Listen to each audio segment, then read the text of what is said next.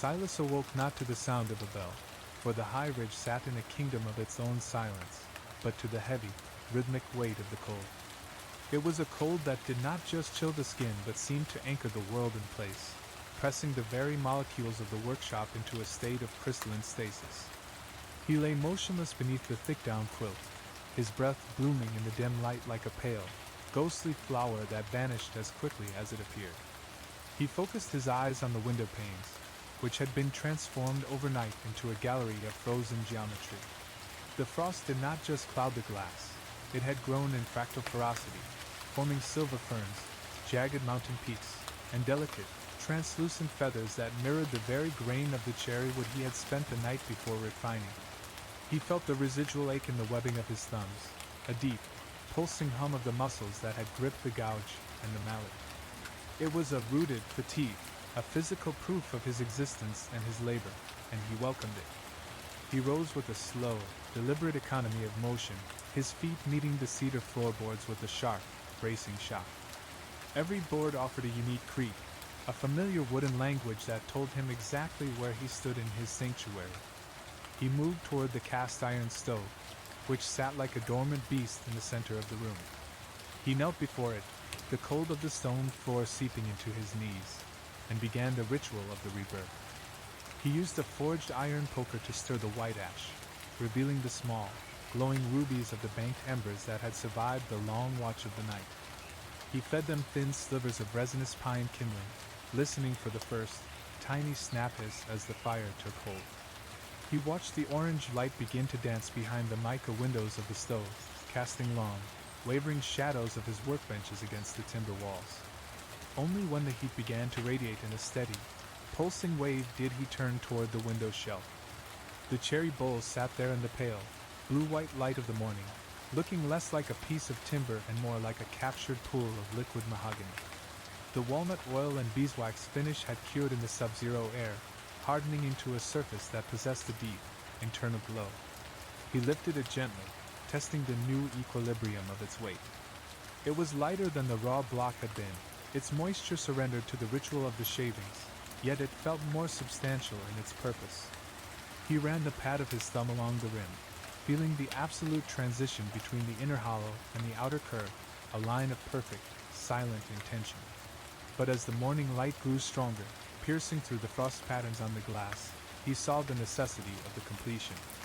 A vessel of such profound stillness required a guardian. It needed a lid that would act as a seal for the silence within.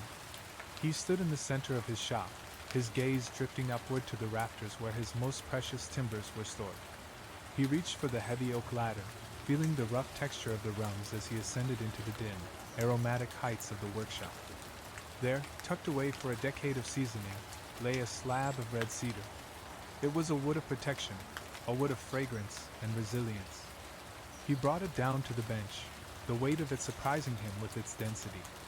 He spent a long, meditative hour simply sitting with the cedar, his palms resting flat against its fibrous, silver-gray bark. He was not just looking at wood, he was listening for the fit.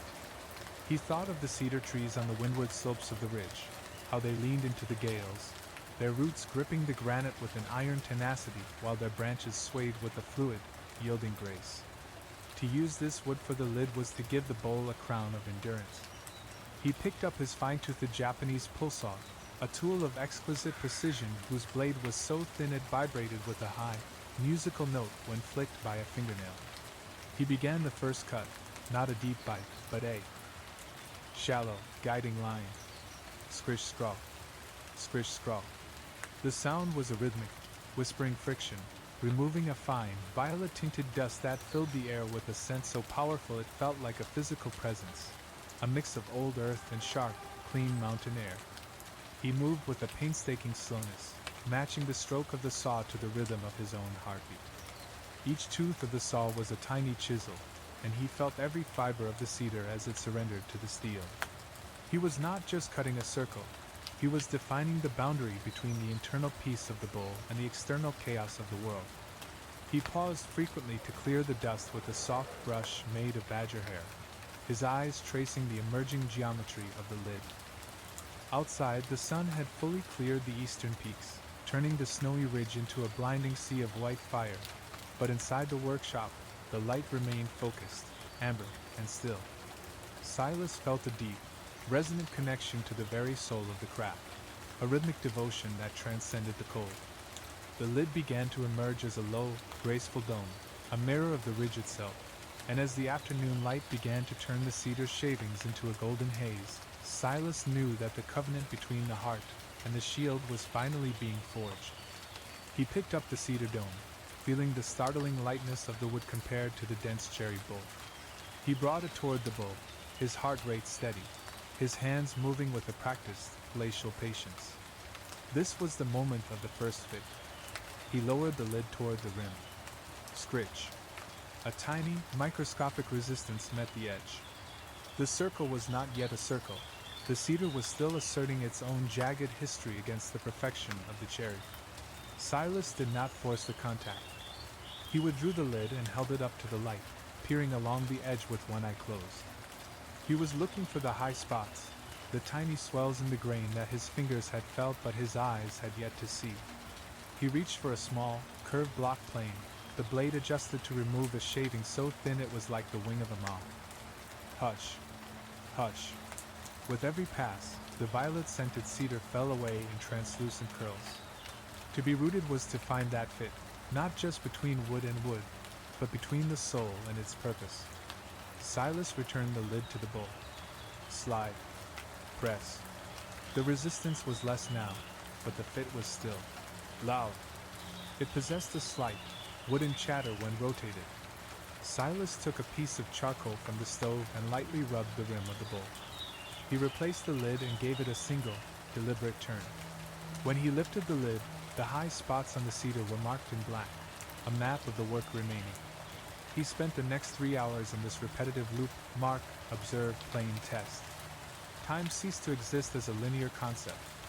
It became a spiral, drawing him deeper into the center of the task. The sound of the wind returned, a low, rhythmic sigh through the pines, but it was no longer a disturbance. It was the workshop's own respiration. Silas focused on the mark of the charcoal, his fingers moving over the cedar like a blind man reading Braille. He was looking for the point where the wood would finally hold the silence. The afternoon light shifted, moving across the workbench in a slow, golden tide, catching the dust motes in a vertical dance. He made the final pass with the plane, the blade barely touching the surface. He wiped the rim of the bowl and the edge of the lid with a piece of silk, clearing the last of the lavender-colored dust. He lowered the lid. This time, there was no sound. No scritch, no chatter. The lid settled into the bowl with a soft, pneumatic thump, a sound of air being trapped and silence being sealed. The fit was dead, a term craftsmen used for perfection. Silas let out a long, held breath, his shoulders finally surrendering their tension. The covenant was sealed. The heart of the cherry was protected by the shield of the cedar. He stood for a long moment, his hands resting on the joined wood, feeling the vibration of the mountain beneath his feet. The day was ending, the ridge was glowing, and the work of the fit was done. Silas looked at his tools, now dusted with pink and mahogany, and felt a profound, rooted peace. The silence within the bowl was now his own. But he did not move toward the cot. Completion was near, but the lid was still a smooth, silent dome that lacked a point of contact, a finial to act as the handle for the ritual of opening. He reached for a small, felt-wrapped bundle in the back of his tool drawer. Inside was a sliver of bog oak, black as the midnight sky and dense as stone, having slept in the mountain peat for 1,000 years. He secured this dark fragment into a small hand vise. He picked up his smallest carving knife, the blade no longer than a thumbnail and sharp enough to split a breath. Scritch. Scritch. The sound was microscopic, a tiny, dry ticking that echoed the persistence of the rain against the cedar shingles above. He began to shape a small, elegant acorn, a symbol of the forest's potential. Every sliver of the black oak that fell away was like a grain of heavy sand.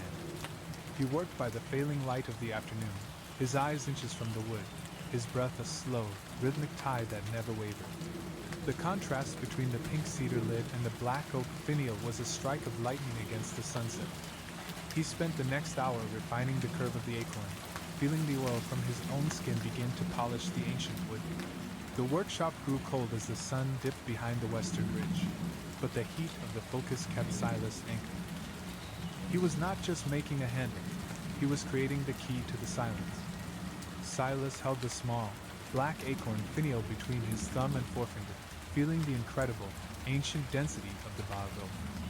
It was wood that had slept in the mountain peak for 1,000 years, a dark fragment of a world that existed before the first stone of the abbey was ever quarried. To the touch, it felt cold and heavy, more akin to obsidian than timber, and as he held it, he felt the immense weight of the time it had carried in the dark. He reached for a small, brass-bound hand gimlet, its steel tip as fine as a needle and its wooden handle worn to a dark luster by the palms of his ancestors.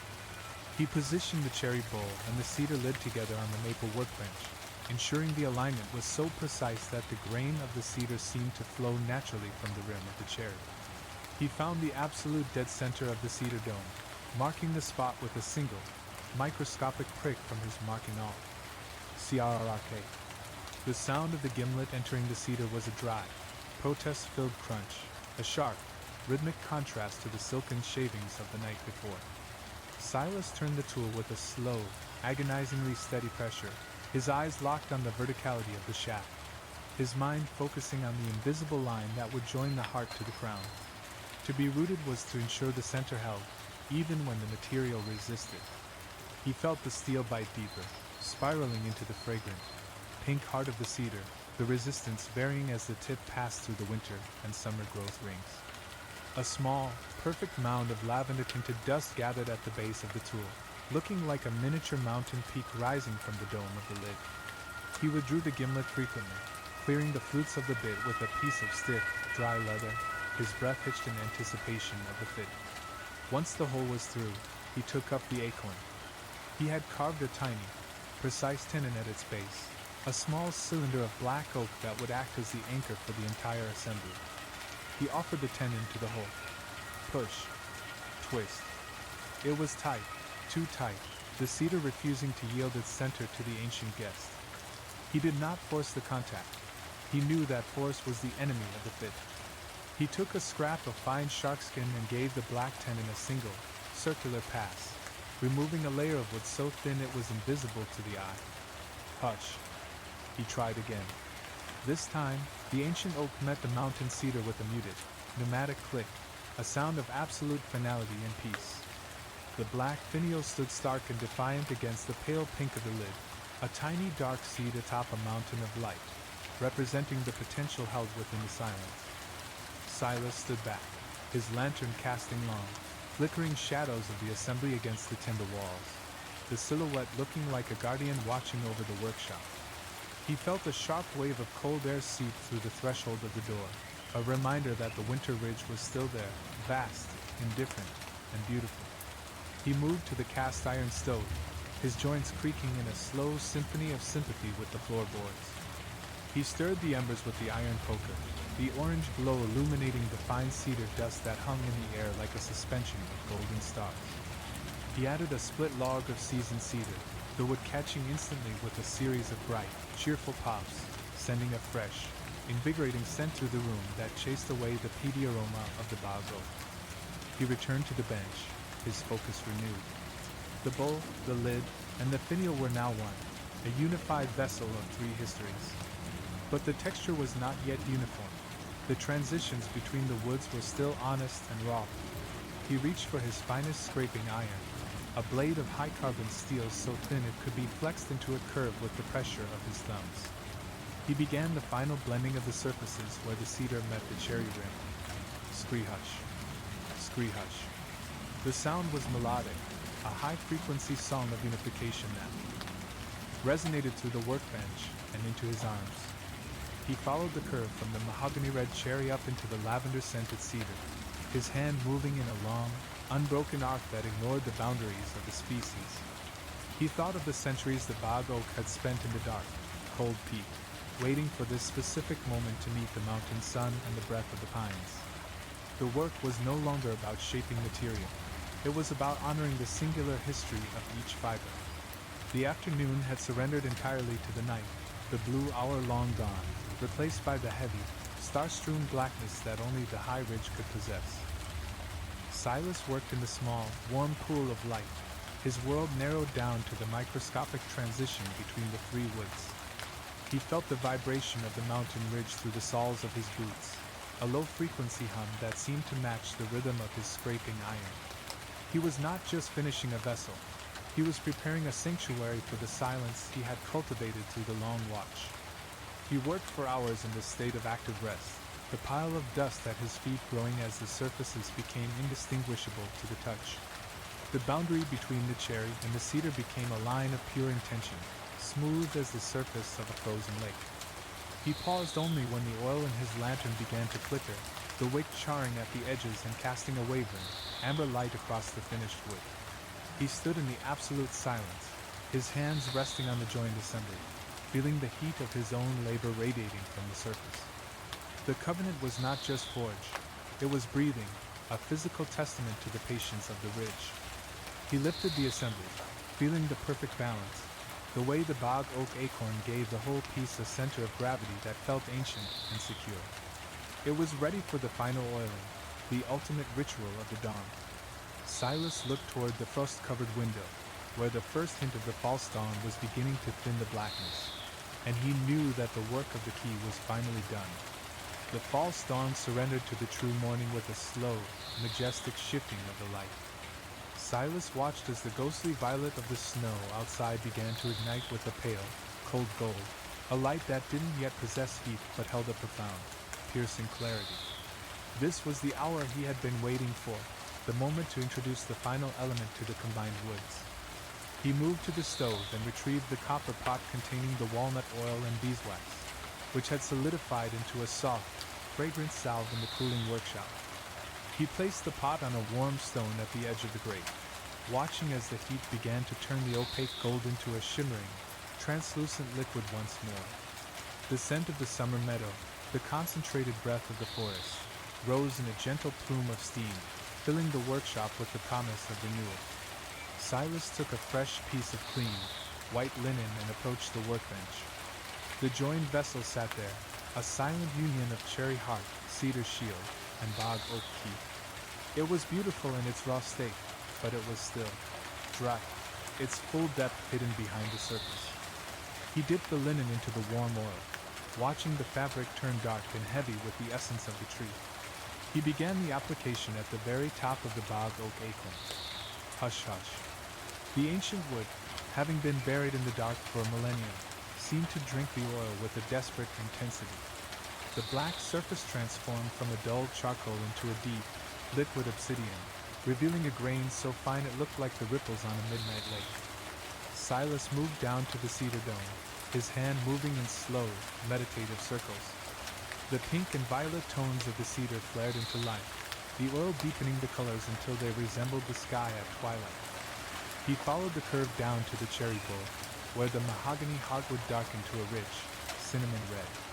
The transitions between the three woods, once visible as honest joints, now began to blur into a single, flowing history. Silas worked with a rhythmic, unhurried focus, his breathing synchronized with the circular motion of his hand.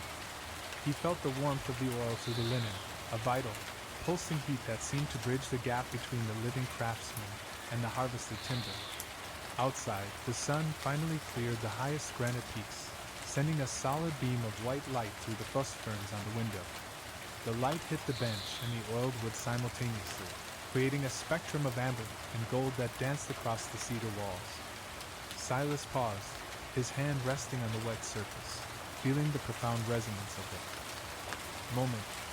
To be rooted was to understand that the work is never truly done by the hands alone. It is a collaboration with the light and the time. He polished the rim of the bowl one last time, the linen cloth moving with a silken, effortless glide that matched the silence of the ridge. The vessel was no longer three pieces of wood. It was a sanctuary for the stillness he had cultivated. He placed the linen pad back in the pot and stood in the absolute, golden clarity of the morning. He felt the restoration of the light wash over his tired limbs, the ache in his hands transforming into a quiet sense of accomplishment. The long vigil was complete. The ridge was glowing, The vessel was finished, and the day was full of a new, grounded grace. Silas looked at his tools, now resting and clean, and he knew that the covenant of the grain was fulfilled. The morning light was no longer a promise. It was a presence, filling the workshop with a clarity that made every speck of cedar dust look like a floating grain of gold. Silas stood at the edge of his workbench, his hands resting on the maple surface, looking down at the sea of shavings that had accumulated over the long watch. The floor was buried ankle-deep in curled ribbons of cherry, pink flakes of cedar, and the dark, sand-like grains of the ancient bog oak. To an outsider, it was debris. To Silas, it was the fragrant history of the night's devotion. He reached for a large broom made of bundled birch twigs, its handle worn to a silver sheen by his own palm. He began the ritual of the clearing. Swish, hush.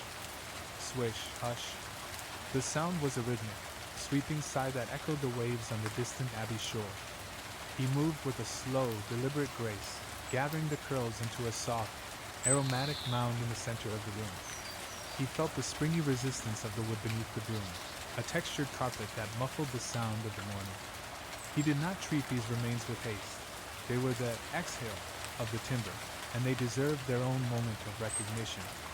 He knelt beside the mound, taking a large handful of the mixed shavings and pressing them to his face. The scent was overwhelming, a concentrated perfume of mountain winter, summer sap, and the deep, peaty memory of the earth. He carried the first bundle to the large storage bin near the stove. These would not be discarded. They would serve as the tinder for the next project, a cycle of heat and light that ensured nothing was truly lost. He thought of the roots of the pines outside, how they took the fallen needles of the year before and turned them into the strength of the new bough. To be rooted was to understand the value of the spent things. As the floor emerged from beneath the shavings, the workshop seemed to grow larger, more silent, and more expectant. He returned to the workbench, taking a clean, dry cloth to wipe away the microscopic film of oil and dust. He followed the grain of the maple, his arm moving in long, sweeping arcs that cleared the space for the next thought. The workbench was now a blank page once more, scarred by the history of 1,000 cuts but smoothed by the discipline of the hand. Silas looked toward the window shelf, where the finished vessel sat in the direct beam of the sun. It looked as though it were breathing, the grain pulsing with a quiet, internal life. He felt the weight of the night lifting, replaced by a grounded, luminous peace. The sanctuary was clear, but the work of preservation was not yet finished. He moved to the sharpening corner, where the whetstones sat in their cedar tray. After the long hours of work on the cherry and cedar, the stones themselves had become slightly dished, their surfaces worn uneven by the passage of the steel. He retrieved a heavy cast-iron flattening plate and a small jar of silicon carbide grit. This was the ritual of the foundation's return. He sprinkled a pinch of the gray grit onto the iron plate, the sound like dry sand on a mountain path. He added 3 drops of water, watching the grit transform into a dark, abrasive slurry. He took his primary waterstone and began to rub it against the plate in a slow, figure-8 motion. Grind slide. Grind slide. The sound was guttural and honest, a low-frequency vibration that traveled up through his wrists and into his shoulders. He was not sharpening a tool now. He was sharpening the sharpener. He worked with a meticulous, heavy pressure, ensuring that the stone became perfectly flat once more. A flat stone was the only way to guarantee a true edge on a chisel, and a true edge was the only way to honor the wood. Silas paused frequently to wipe the stone with a piece of wet silk, checking the surface against the steel straight edge. He was looking for the absolute absence of light between the metal and the stone. Outside, a lone hawk circled the ridge, its cry a sharp, distant needle in the vast fabric of the silence. Silas matched his breath to the figure-8 movement of his arms, his heart rate slowing as the stone became smooth and true. He repeated the process for the finer finishing stones, the sound moving from the coarse grind of the grit to a silken, watery whisper. By the time the stones were restored to their original perfection, the sun had moved higher, turning the workshop into a cathedral of light. The tools were clean, the floor was swept, and the stones were flat. Silas stood in the absolute stillness of his kingdom, feeling the deep, resonant satisfaction of a space that was ready for the next creation. The cycle of the hand had moved into the cycle of the tool, and the ridge remained, as it always had, a silent witness to the patient labor of the spirit. The sun had climbed high enough to crest the southern peaks, sending a solid, uncompromising beam of white light through the clear center of the window, bypassing the frost ferns entirely. This beam struck the high shelf where the vessel sat, turning the oiled wood into a focal point of intense, cinnamon-colored fire. Silas stood in the center of his swept floor, his hands empty, watching the interaction between the light and the grain. This was the hour of the true curing, when the cold mountain air and the direct heat of the sun finalized the bond between the wax and the fiber. He reached for a small, square scrap of raw, undyed silk that he kept in a cedar box beneath the bench. Silk was the only material capable of the final refinement. It didn't just wipe the surface. It generated a microscopic friction heat that fused the beeswax into a permanent, glass-like shield. He retrieved the vessel from the shelf, feeling the transformation. The wood no longer felt like a harvested material. It felt like a single, unified stone, dense, balanced, and strangely warm. He began the final buffing at the base of the cherry bowl. Shwit. Shwit. The sound was high-pitched and rhythmic, a silken song of completion that echoed in the clean, empty corners of the workshop. He moved in long, overlapping arcs, his muscles remembering the spiral of the grain he had first traced in the blue hour of the previous day. As he worked, the surface of the cherry wood began to deepen from a translucent mahogany into something nearly liquid, a pool of red gold that seemed to have no bottom. He moved his focus to the cedar lid, where the silk cloth brought out a shimmering, violet iridescence that danced in the sunlight. He spent a full hour on the buffing, his breath steady and slow, his mind entirely occupied by the sensation of the silk meeting the wood. He was looking for the resistance break, the moment when the cloth ceased to drag and began to glide effortlessly, signaling that the wax had reached its state of perfect equilibrium. When the cloth finally slipped across the bog oak acorn finial without the slightest hint of friction, Silas knew the exterior was finished. But the ritual required one last technical confirmation, the resonance test. He placed the vessel on the maple workbench and took a small, polished hammer made of antler bone. He held the bowl near his ear and gave the rim a single, microscopic tap. Pink. The sound was a pure, sustained note that vibrated through the air for several seconds, a clear, bell-like frequency that proved there were no hidden fissures in the wood and that the joinery was absolute. It was the voice of the ridge, a captured vibration of the tree's long history. He then tested the seal of the lid. He lifted the assembly by the bog oak finial alone. The lid held fast, the precision of the fit creating a gentle vacuum that defied the weight of the cherry bowl below. He gave the lid a slow, deliberate turn. Hush. The sound of the air escaping was a pneumatic sigh, a final surrender of the vessel to the silence Silas had intended for it. He felt a profound sense of closure, as if a long, complex sentence had finally reached its perfect concluding mark. He carried the vessel back to the high shelf, placing it precisely in the center of the light, a sentinel of the snows. He looked around his workshop. The stones were flat, the floor was clean, the tools were oiled, and the masterpiece was complete. The day was moving toward the long shadows of the afternoon, and the intense focus of the last 30 hours began to yield to a heavy, grounded fatigue. Silas moved toward the cast-iron stove, his movements slow and economical. He stirred the oak embers one last time, banking them deep beneath a thick layer of gray ash to preserve the heart of the fire for the evening to come. He turned the iron latch of the stove, the metal clicking with a sound of finality. The workshop was now a kingdom of quiet, the only movement the slow dance of dust motes in the fading light. Silas walked to the small cot. In the corner, the cedar floorboards offering a final, familiar creak of greeting.